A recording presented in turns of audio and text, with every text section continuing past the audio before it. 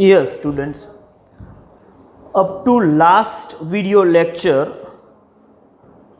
we have completed the background discussion of variable and data. What is data? What is variable? And we need to organize and present this data.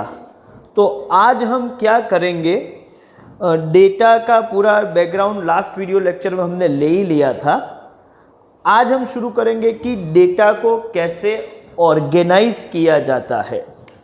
तो raw form में जो data होता है, collected data होता है, वो raw form में होता है। उसमें कोई मीनिंग नहीं होता, उससे कोई आप इंटरप्रिटेशन नहीं कर सकते।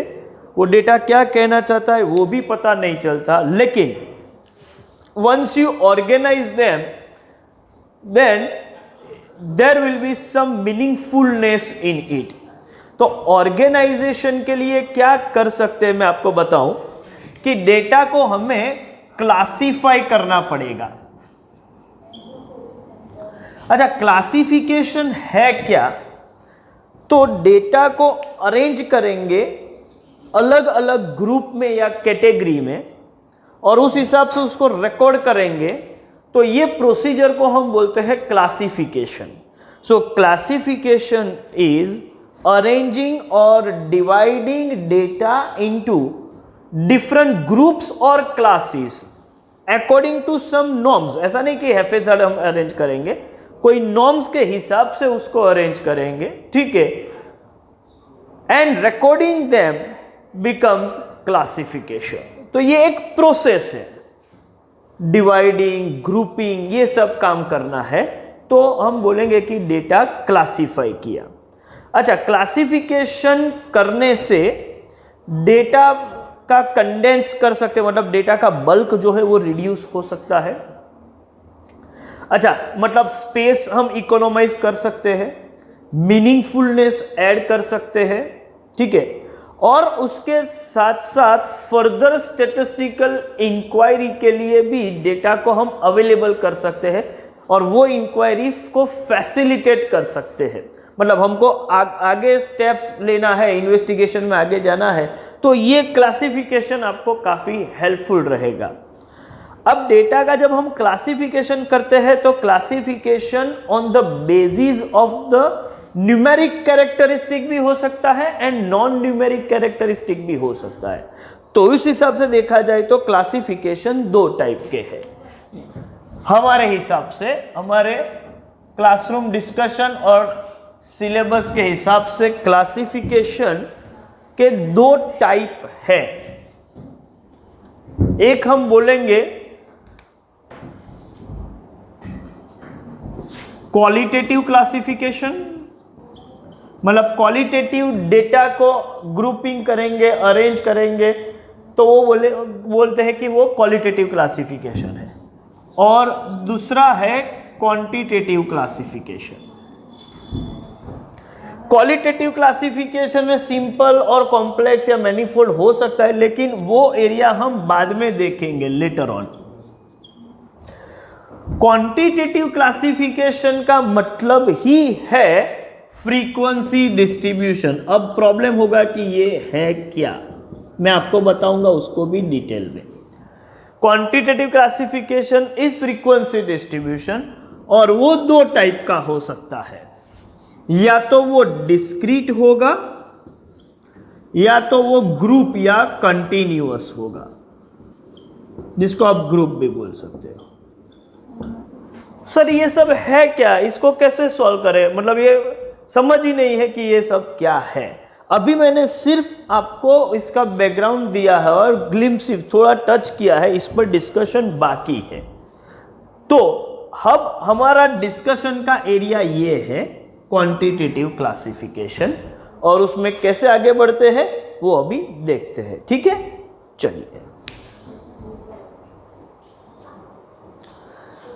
चलिए क्वांटिटेटिव क्लासिफिकेशन हमें पढ़ना है। तो वो समझने के लिए सबसे पहले हम कुछ बेसिक टर्म्स समझेंगे, और वो बेसिक टर्म्स में फर्स्ट टर्म जो हम समझने जा रहे हैं वो है फ्रीक्वेंसी। अब समझो सर ये फ्रीक्वेंसी क्या है। Large many of you must have idea about this, लेकिन मैं उसको बोलूं कि आप प्रेजेंट कर इसका मतलब क्या है तो कभी कभी स्टूडेंट कंफ्यूजन में आ जाते हैं। हम सिंपल सा एक एग्जांपल लेते हैं, बाद में इसकी डेफिनेशन फॉर्म करते हैं। पहले एग्जांपल समझेंगे और फिर फ्रीक्वेंसी क्या है वो इजीली समझ में आ जाएगा। मान के चलते हैं कि हमने क्लास में एक टेस्ट कंडक्ट किया, 10 मार्क का टेस्ट है, तो 10 मार्क्स का टेस्ट है तो मार्क्स मेरा वेरिएबल है।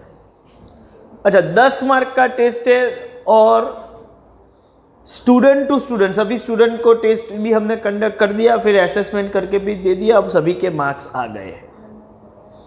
अब मैं हर स्टूडेंट को पूछूंगा अभी तुम्हारे कितने मार्क है, तुम्हारे कितने मार्क है, तो मुझे स्टूडेंट टू स्टूडेंट ये कैरेक्टरिस्टिक की वैल्यू अलग अलग मिलेगी, मतलब मार्क्स की वैल्यू अलग अलग मिलेगी। तो मार्क्स जो है वो मेरा वेरिएबल है, क्वांटिटेटिव वेरिएबल है। वैसे भी वेरिएबल और एट्रीब्यूट में सिर्फ वेरिएबल बोले तो आप समझ के चलते हो कि वो न्यूमेरिकल ही होता है। स्टूडेंट मेरा यूनिट है, तो यूनिट टू यूनिट ये वेरिएबल की वैल्यू चेंज होती है, इसकी वजह से उसको हम वेरिएबल बोलते हैं। तो मार्क्स की पॉसिबल वैल्यू क्या है, तो आप बोलोगे सर पॉसिबल वैल्यू 10 मार्क का टेस्ट है तो कम से कम 0 मार्क आए होंगे। मान के चलो कि कोई नेगेटिव मार्किंग जैसा सिस्टम नहीं है, तो लोएस्ट पॉसिबल वैल्यू 0 है, या 1 होगा, या 2 या 3, इस तरीके से हो सकता है कि 10 में से 10 मार्क भी किसी स्टूडेंट के हैं। तो ये सब मार्क्स है। अब मैं एक काम करता हूं कि ये जो मार्क्स है वो कितने स्टूडेंट ये मार्क लेके आए। मान के चलो कि क्लासरूम में टोटल 40 स्टूडेंट्स है, तो हमने देखा कि पूरी जो डेटा शीट थी, रोल नंबर और उसके अगेंस्ट नाम और उसके अगेंस्ट मार्क्स हमने लिख दिए हैं। तो वो पूरी शीट जो है उसमें मैंने चेक किया कि 0 मार्क्स लाने वाले कितने स्टूडेंट्स है। तो हमको पता चला कि नंबर ऑफ स्टूडेंट्स 0 मार्क्स लाने वाले, देख लिया कि हाँ भाई 3 ऐसे जीनियस स्टूडेंट हैं जो 0 मार्क्स लेके आए हैं। फिर हमने देखा कि 1 मार्क वाला कितने स्टूडेंट है, तो पूरी डेटा शीट वेरीफाई की, तो 1 मार्क वाले 4 स्टूडेंट हैं, 2 मार्क वाले 8 स्टूडेंट हैं, 3 मार्क वाले 5 स्टूडेंट हैं। और ऐसा करते हुए हम आगे बढ़े तो मुझे पता चले कि 10 आउट ऑफ 10 लाने वाले भी 2 स्टूडेंट तो है, और टोटल मैंने बताया था कि 40 स्टूडेंट्स है। तो मार्क्स और नंबर ऑफ स्टूडेंट ये मैंने लिख दिया, पूरी डेटा शीट का डिटेल निकाल के इस तरीके से मैंने यहां पर प्रेजेंट किया हुआ है। अब समझो मार्क्स क्या है, तो मार्क्स वेरिएबल है। क्यों वेरिएबल है, क्योंकि स्टूडेंट टू स्टूडेंट ये वैल्यू चेंज होती है, तो ये हो गया वेरिएबल। अब ध्यान से देखना, वेरिएबल ये है 0 मार्क्स वाले 3, मतलब variable 0 is repeated 3 times in entire data set. Variable 1 is repeated 4 times, क्योंकि 4 स्टूडेंट है तो 1 मार्क वाले पूरी डेटा शीट में 1 कितनी बार रिपीट हुआ होगा, 4 बार रिपीट होगा।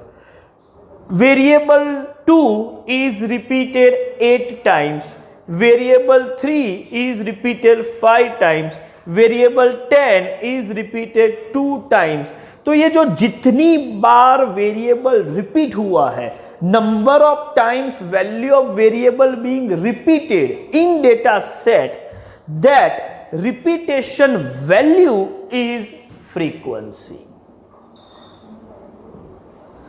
तो फ्रीक्वेंसी क्या है भाई, number of times value of variable being repeated in data set is frequency.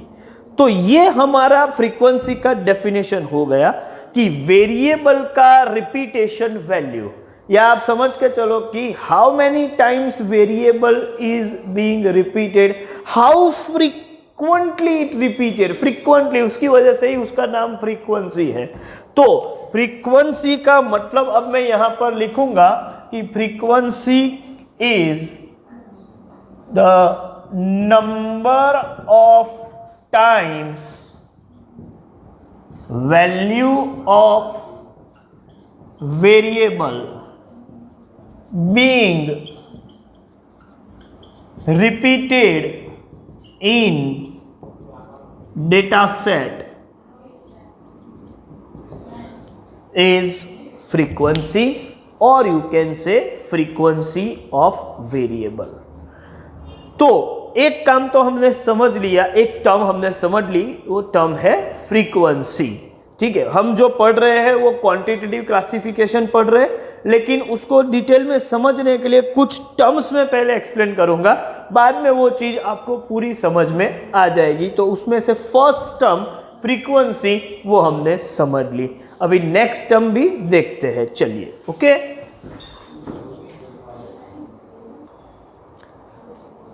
Frequency distribution. मैं आपको बता दूं कि ये जो क्वांटिटेटिव क्लासिफिकेशन है उसी को फ्रीक्वेंसी डिस्ट्रीब्यूशन भी बोलते हैं। वो दोनों एक ही चीज है, लेकिन सर ये फ्रीक्वेंसी डिस्ट्रीब्यूशन क्या है? वर्ड ऐसा लगता है कि काफ़ी कॉम्प्लिकेटेड है। मैं आपको बताऊं, ये जितने भारी वर्ड्स दिखते हैं समझने में उतने ही सिंपल होते हैं। हाँ, लेकिन क्या है कि जो एक्सपर्ट लोग हैं उन्होंने प्रेजेंट इस तरीके से करते हैं कि स्टूडेंट कंफ्यूज हो जाते हैं। तो उसको सिंपल वे से समझने की ज़रूरत है, कोई उसमें डिफ़िकल्टी वाली बात ही नहीं है।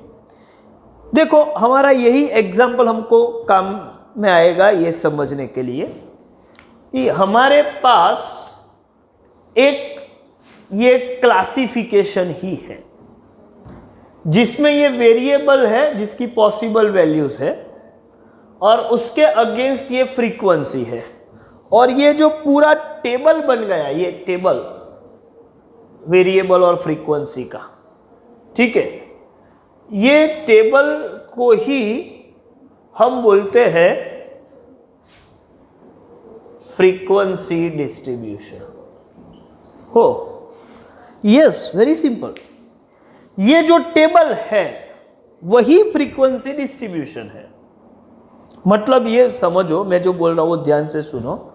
Frequency distribution is a statistical table, ये एक टेबल ही है, giving different possible values of variable, variable की हर possible value, and its corresponding frequency written side by side। Simple सा काम है। Frequency distribution is a statistical table giving different possible values of variable and its corresponding frequency written side by side. हो गया है frequency distribution. तो सीधा सा मतलब है, कोई और समझने की जरूरत नहीं है, यही है। फिर भी अभी मैं इसको यहां पर लिख रहा हूं, और लिखूंगा तो उस वक्त में ये जो भी मैंने बोला उसमें थोड़ा मॉडिफिकेशन करने वाले हैं, जिसकी वजह से हम ये डेफिनेशन को या ये जो मीनिंग हम दे रहे हैं उसको ज्यादा कॉम्प्रिहेंसिव बना सके। ठीक है, तो वो मैं लिख रहा हूं, आप एक बार वो लिखा हुआ भी ध्यान से देख लीजिए, और फिर मैं क्या मॉडिफिकेशन कर रहा हूं वो भी देखिए। ठीक है, चलिए देखते हैं।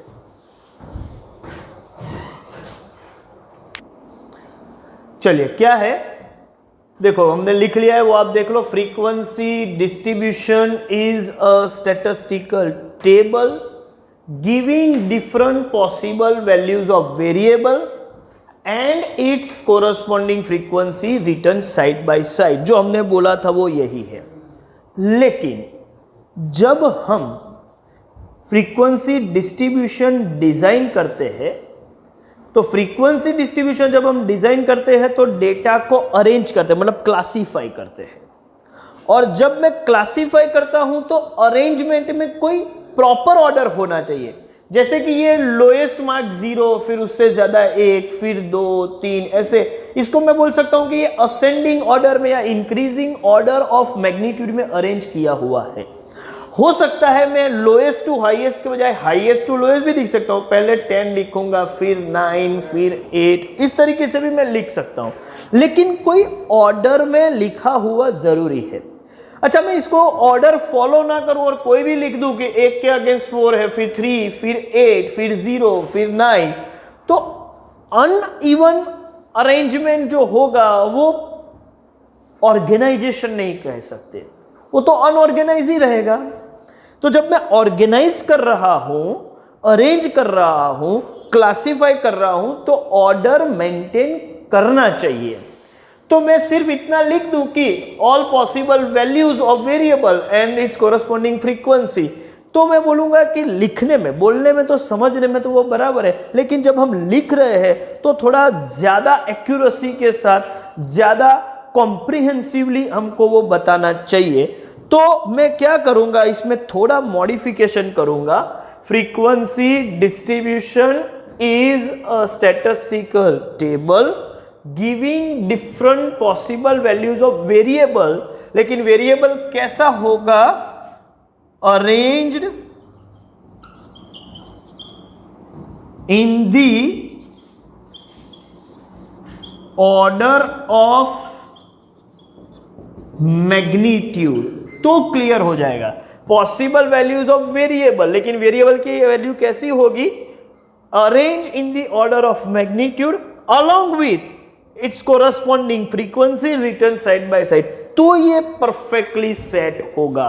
तो समझ के चलो, अरेंज किया हुआ जरूरी है, तो वो भी मेंशन करना चाहिए। जब हम लिख रहे हैं तो पूरा मेंशन करेंगे, ठीक है, बोलने में तो चलेगा, लेकिन लिखने में कुछ बाकी नहीं रहना चाहिए। तो एक ये चीज मैंने मॉडिफाई की। अच्छा, इसके साथ साथ मैं एक और चीज आपको बताऊं क्या होता है। ये जो टेस्ट था वो तो हमने 10 मार्क का लिया, लेकिन जरूरी नहीं है कि हम 10 मार्क का टेस्ट लें। सपोज 100 मार्क्स का टेस्ट है, तो 100 मार्क्स का टेस्ट है तो 0 पॉसिबल वैल्यूज ये होगी। 0 मार्क वाले कितने स्टूडेंट, 1 मार्क वाले, 2 मार्क वाले से 10, फिर 11, 12, 13, ऐसे 100 तक इंडिविजुअल वैल्यू लिखेंगे तो क्लासिफिकेशन जैसा लगेगा ना, इतना बड़ा डेटा हो जाएगा कि पता ही नहीं चलेगा। ऐसे केस में हम क्या करते हैं, ऐसे केस में हम वेरिएबल को इंडिविजुअली प्रेजेंट नहीं करेंगे, लेकिन ग्रुप में प्रेजेंट करेंगे। उस वक्त मैं 0, 1, 2, 3 ऐसा नहीं लिखूंगा, मैं ऐसा करूंगा कि 0 to 10 में कितने स्टूडेंट्स हैं, फिर 10 to 20 में कितने स्टूडेंट्स हैं, 20 to 30 में कितने हैं, 30 to 40 and so on up to मैं लिखूंगा 90 to 100। तो अभी वेरिएबल्स इंडिविजुअल के बजाय मैंने ग्रुप में लिखे, क्यों? क्योंकि इसकी रेंज बहुत ज्यादा है। पहले जो था वो 0 to 10 की ही रेंज थी, लेकिन अभी 0 से लेके 100 तक की रेंज है, तो वो इंडिविजुअली लिखने जाएंगे तो ज्यादा क्राउडी हो जाएगा।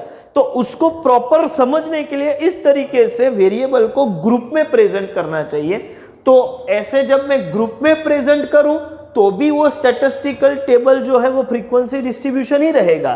तो वेरिएबल इंडिविजुअली भी प्रेजेंट कर सकते हैं, ग्रुप में भी प्रेजेंट कर सकते हैं। तो मैं यहां पर एक और चीज ऐड कर दूं, frequency distribution is a statistical table giving different possible values of variable, लेकिन कैसी, presented individually or in groups, presented individually or in groups। फिर बोलेंगे, इसको ब्रैकेट में लिख दो और बाकी का तो लिखा हुआ है arrange in the order of magnitude. Order of magnitude मतलब इंक्रीजिंग ऑर्डर ऑफ मैग्नीट्यूड या डिक्रीजिंग ऑर्डर ऑफ मैग्नीट्यूड, कुछ भी है, तो वो अरेंज भी होना चाहिए, इंडिविजुअल या ग्रुप में प्रेजेंटेड हो तो भी चलेगा, और साथ में फ्रीक्वेंसी होनी चाहिए। और ऐसा जो टेबल है उसको हम बोलेंगे फ्रीक्वेंसी डिस्ट्रीब्यूशन। तो ये पूरा हो गया। अब ये डेफिनेशन जो है, ये जो मीनिंग है वो कॉम्प्रिहेंसिव है। अब एक भी मार्क नहीं कट सकता, कुछ भी बाकी नहीं है। तो जब भी आप किसी भी डेफिनेशन को फॉर्म करो तो हर चीज कवर हो जानी चाहिए। It should be define in complete manner. I can say define and confine, ऐसा होना चाहिए कि सिर्फ इसको डिफाइन मत करो, ऐसे डिफाइन करो कि वो डेफिनेशन के साथ साथ आप बोल सकते हो it is define as well as confined, तो आप बोलोगे कि ये परफेक्ट है। इस तरीके से आपको लिखना है। बोलने में हम कुछ भी बोल सकते हैं, लेकिन जब हम लिखते हैं तो वो पूरा प्रॉपरली ही लिखा होना चाहिए। तो ये है फ्रीक्वेंसी डिस्ट्रीब्यूशन। अब और भी कुछ इसके आगे भी कुछ टर्म्स है कि ये फ्रीक्वेंसी डिस्ट्रीब्यूशन के कितने टाइप्स है, क्या क्या है, ये ग्रुपिंग किया तो वो क्या है, कुछ और टर्म्स भी है, लेकिन वो बाकी की टर्म्स हम नेक्स्ट लेक्चर में देखेंगे। Thank you very much.